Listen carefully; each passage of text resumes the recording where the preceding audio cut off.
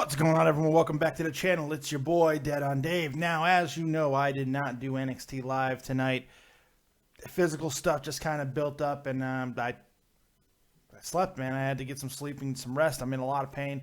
But, however, woke up about 4:30 in the morning and said, let's do NXT. So we're going to kick it old school right here on Dead on Dave Productions as we go segment by segment, match for match, and break down NXT. I hope you guys are ready.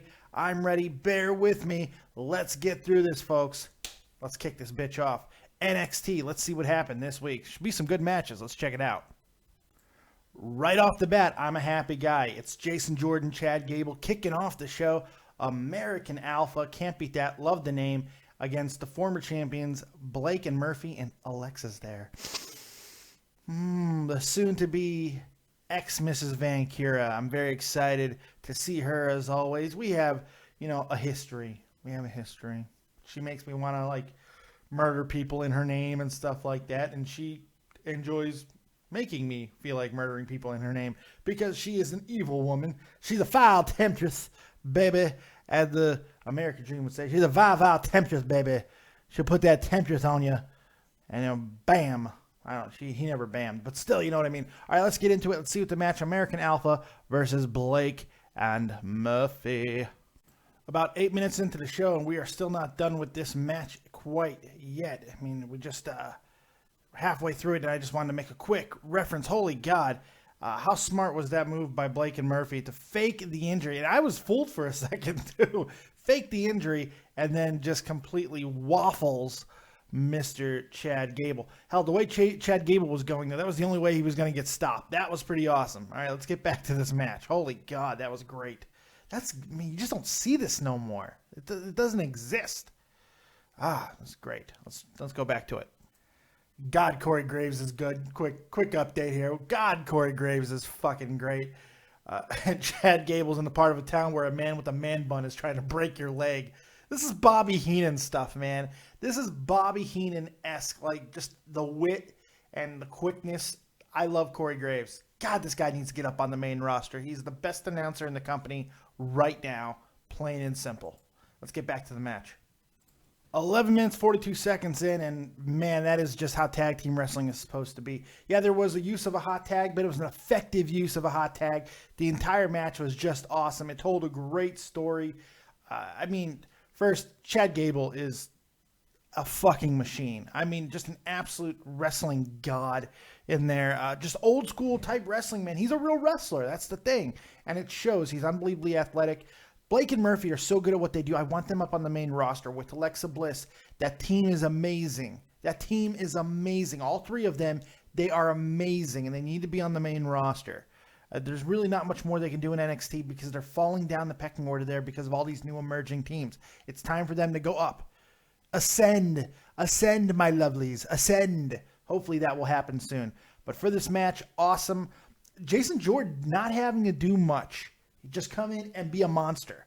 And that's kind of cool, man. He was the freaking lightning in that. That lightning strike. It was awesome. And that second throw that he did where he basically threw one guy into a senton onto the other guy, that was awesome. That was awesome, man. It was so well done. Not everybody's able to pull that off, but he is one of them. This team is money. That match was money. Great way to open up NXT this week. Great way. All right, let's get back into it and see what is next on NXT. 13:41, we got a backstage interview with Dana Brooke and Emma, and I don't know if it was good. I don't know. I have no idea because I don't know what the fuck Dana Brooke is doing. I don't know if this is according to damn Breaking Ground, this is just how she talks, how she acts. This is who she is. And it's just horrible all the time. There were some funny lines, but I can't get over the way she sounds. I can't get over the way she moves. Everything's robotic. Nothing seems natural. I don't know. It's a shoot on Carmella, and that's fine and dandy. But I don't know. The head pad is kind of funny, even though we've seen it before in other groups and stuff. Mispronouncing the name of people. It's cute, but she doesn't execute anything well, and it kind of drives me crazy. I don't know. She also looks doughy. Anyone else notice that? We're used to seeing her arms look really doughy. Like she got pregnant. I wonder if she got pregnant. And I haven't heard anything about it, so I don't know. But I'm used to her being, ripped, and maybe that dress was just unflattering. That's very possible. Lord knows. The camera does add, well, in my case, like 100 pounds. But still, you know what I mean. All right, let's get back to it and see what's next on NXT. You like my opera? I like my opera. All right, let's get back to it. About 16 and a half minutes in, we get a quick how far has she come Asuka montage where we get to see everything that Asuka's done. Obviously, they're back building and getting ready for another big push to her. And I also don't think that it's coincidental that her little montage preceded a Nia Jax match, which we are about to watch right now. Nia Jax, but Eva Marie, who is playing valet and playing it very well. Because all she got to do is look good. She can do that all the time, easily. Let's check out this match and see what Nia Jax does. Love her theme music, by the way. I love that theme music. All right, let's check it out. 20 minutes in, and I'm not used to saying this about any match in NXT, let alone a women's match. That match sucked. That match sucked. Nia Jax looked lost. Liv Morgan, I don't know if she was the problem. She looked like she was. She seemed to be missing her positions quite a bit. And Nia she couldn't get any of her holds correctly. It was ugly. It was really sloppy and ugly and ineffective. And the fact that she smiles and does her same shtick the entire time, I'm glad that she didn't get rattled by a bad performance, but still, it looked awkward. It looked weird. And Eva Marie had opportunity out there to do something, but she stood in one place and didn't fucking move. So maybe she can't even valet properly. This worried me, and it should worry you if you're a fan of Nia Jax, because this was not a good performance. This was a bad performance. So we'll see where it goes for her. Let's go check out what's happening next, because I need to mind wipe that match, because, Jesus, give me a mind colonic. I did not like that match. Oh, boy. Ugly, ugly, ugly. 22 minutes in, and Enzo, Cass, and Carmella are fired up, and they are certainly not SAWFT. No question about that. Really, really good segment. I enjoyed it. I thought it was very well done. All three spoke well. Personal. They took some more edgy shots than we usually see. You don't really see in WWE people take shots at physiques, and all three of them did in this one, and I like that. Carmella calling Dana Brooke Miss Piggy. I thought that was kind of funny. And maybe, it tells me that I'm not the only one who picked up that she looks a little more doughy. Cass talking about the fluff in the tag champions, Dash and Dawson's physique. Also fair game. They are out of shape. Well, they're not out of shape. They're just not ripped. They're not jacked, Not everybody is. Hi. But, yeah, it was good. And then Enzo just goes in for the kill and just goes crazy. I loved it, man. Enzo's awesome. He is the friggin' man. That was great. Great. Really nice backstage interview. Kind of gets my mind off of the horrible fucking Divas match that we saw.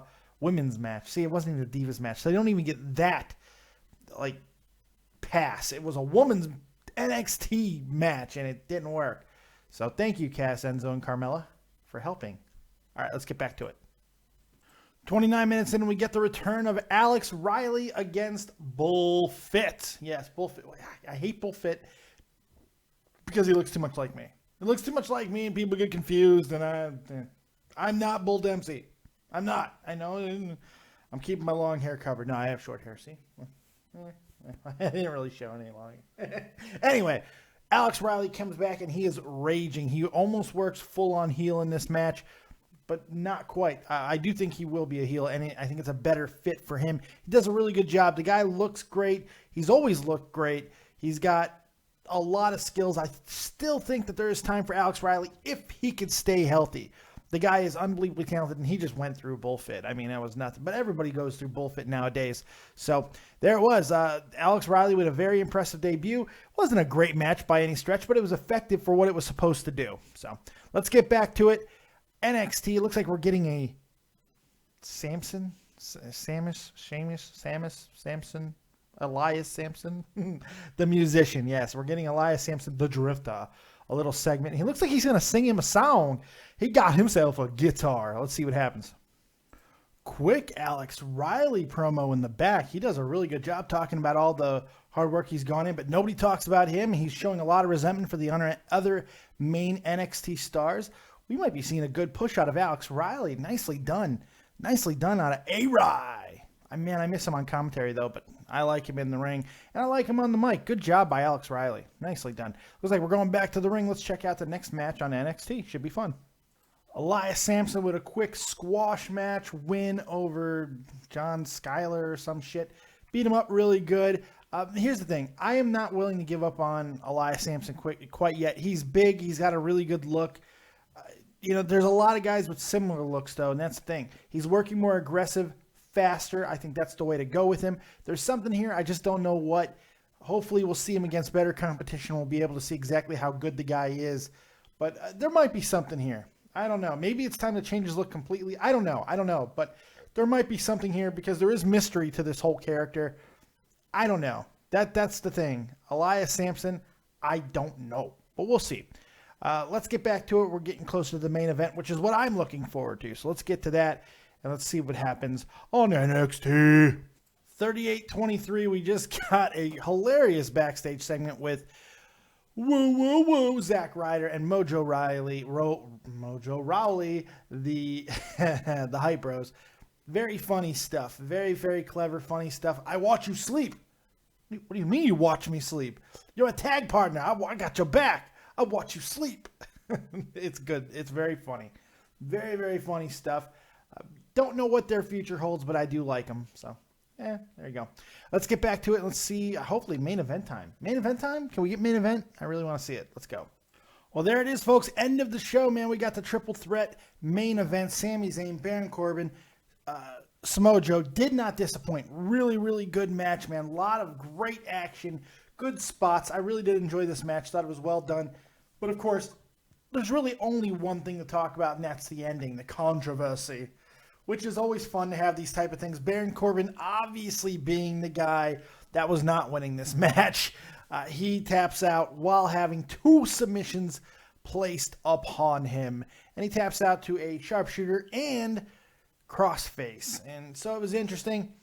But here's where they messed up. And this is usually not a problem that NXT has.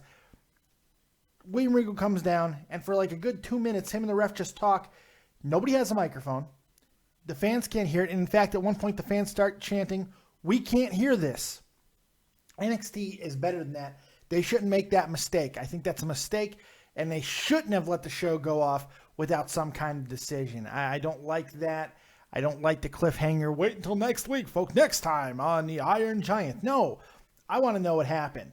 We want to know who the number 1 contender is, or at least set up the match for later on. I understand why they did this, but I think it was a mistake. Now, they're trying to get intrigue. NXT doesn't need this. It's that type of overthinking that fucks up WWE product. Don't overthink it. Just grip it and rip it. And sometimes less is more and simple is better. But overall, I thought the match was really good. I thought the show was pretty good. A little in and out on some of the matches. We had some squashes, but it's always effective. And only one really bad match, and that was the Nia Jax. I'm not sure if that was an anomaly or not. So hard to be too difficult on it. I thought it was a good show overall. 7.5. Really strong show. 2 phenomenal matches. And we got a good return out of Alex Riley. Some aggressiveness there. So overall, I thought it was a really good show. Some great promo work from a lot of people. So really great show. 7.5. I think solid 7.5, maybe even an 8. Good show. There was some little bit of hiccups, but nothing major. A lot of fun. Best hour of wrestling each and every single week. Plain and simple. Hope you guys enjoyed it. Thanks for joining me right here on Dead on Dave Productions. Once again, sorry I did not go live. Pain, folks. Pain got the best of me, but it's okay. I'll be back hopefully tomorrow night live for Smack Diggity Down. Make sure you guys check out everything that's going on within the channel. And we'll talk about a lot of the news that's breaking as well. Maybe I'll do a separate video for that. And so much more. Make sure you check everything out that's going on in the community. Tommy C over at Shopping the Point. Most badass hockey and sports, wrestling, video games podcast, other than mine, of course. I don't do hockey. He does. Grand Slam 87 also does video game stuff and sports stuff. Go check him out. That's my man, Jeff Huffman. And, of course, Too Tall from XLT Live Podcast. Go check him out as well. I believe he did go live tonight. So thank you guys very much for joining me. Like, subscribe, and share. And as always, if you don't have talent, have talented friends. Peace.